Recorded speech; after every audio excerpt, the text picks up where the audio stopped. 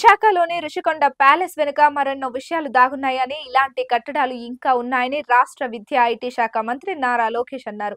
Rushikonda palace కు ఎంత ఖర్చు చేశారు, దేనికి ఖర్చు చేశారు అనే విషయాలకు సంబంధించి సీఎం చంద్రబాబు ఇప్పటికే నివేదిక అడిగారని, పూర్తి వివరాలు వచ్చిన తర్వాత ప్రజల ముందు బహిర్గత పరుస్తామని తెలిపారు. బక్రీద్ సందర్భంగా మంగళగిరి ఈద్గాలో జరిగిన ప్రత్యేక ప్రార్థనల్లో మంత్రి లోకేష్ పాల్గొన్నారు. అనంతరం మీడియాతో మాట్లాడుతూ, యువగలం పాదయాత్ర సందర్భంగా గంజాయి వల్ల నష్టపోయిన కుటుంబాల గోడు తనను కలిచివేసిందన్నారు. 100 రోజుల్లో గంజాయిని పూర్తిగా నియంత్రించేలా చర్యలు తీసుకోవాలని ఇప్పటికే పోలీసులకు ఆదేశాలిచ్చామన్నారు. జీడీపీ, హోం మంత్రితో ఈ విషయంపై మాట్లాడానని, సెబ్ అధికారులతో సమీక్ష జరిపి కఠిన చర్యలు తీసుకుంటామని తెలిపారు. రాష్ట్ర వ్యాప్తంగా టీడీపీ కార్యాలయాలపై వైసీపీ మూకల దాడులు ఆగలేదన్నారు. మంగళగిరి నియోజకవర్గానికి ఇచ్చిన హామీలన్నింటినీ అమలు చేస్తానన్నారు.